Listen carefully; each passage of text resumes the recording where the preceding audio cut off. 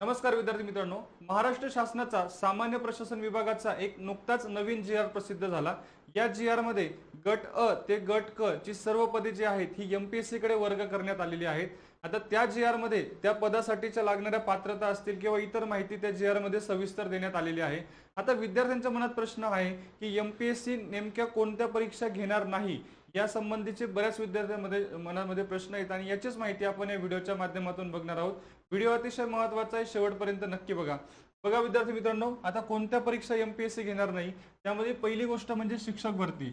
शिक्षक भरतीची जी काही प्रक्रिया आहे ही आता जशी सुरू आहे इथून मागच्या कालखंडामध्ये तशीच सेम पुढे सुरू राहणार आहे। त्यानंतर पोलीस भरती, पोलीस भरती सुद्धा एमपीएससी घेणार नाही। पोलीस भरतीची प्रक्रिया सुद्धा जी नेहमी आता जी प्रक्रिया सुरू आहे ऑलरेडी त्याच पद्धतीने प्रक्रिया सुरू असणार आहे। त्यानंतर वनरक्षक, आता बघा वन विभागाचे जे काही पद आहेत त्या पदांची परीक्षा एमपीएससी कडे गेलेली आहे किंवा एमपीएससी घेऊ शकते, पण वनरक्षक हे जे पद आहे या पद एमपीएससी मार्फत भरलं जाणार नाही, हे सरळ सेवेमधूनच भरलं जाणार आहे। त्याच्यानंतर पुढे उत्पादन शुल्क, उत्पादन शुल्कामध्ये सुद्धा बघा जवान असेल, जवान वाहन चालक असेल, हे जे पद आहे हे सरळ सेवेमार्फतच भरलं जाणार आहे। त्यानंतर पुढे जिल्हा परिषद, आता जिल्हा परिषद मध्ये सुद्धा काही जे महत्त्वाची पद आहेत जसं की ग्रामसेवक असेल, आरोग्य सेवक असेल, ही पदं सुद्धा सरळ सेवेमार्फत भरली जाणार आहेत, लक्षात घ्या।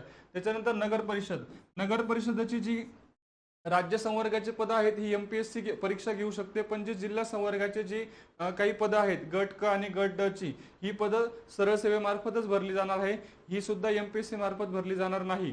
त्याच्यानंतर पुढे मनपा, मनपामध्ये सुद्धा काही गट क आणि ड ची पदं आहेत ही टीसीएस, आयबीपीएस किंवा इतर अशा संस्थांमार्फत ही पदं भरली जाणार आहेत।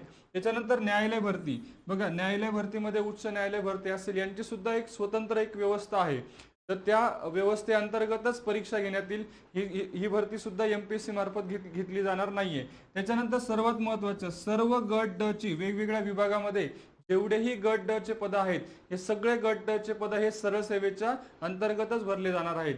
अतिशय महत्त्वाची माहिती आपण या व्हिडिओच्या माध्यमातून बघितली। अशाच माहितीपूर्ण व्हिडिओसाठी चॅनलला नक्की फॉलो करा।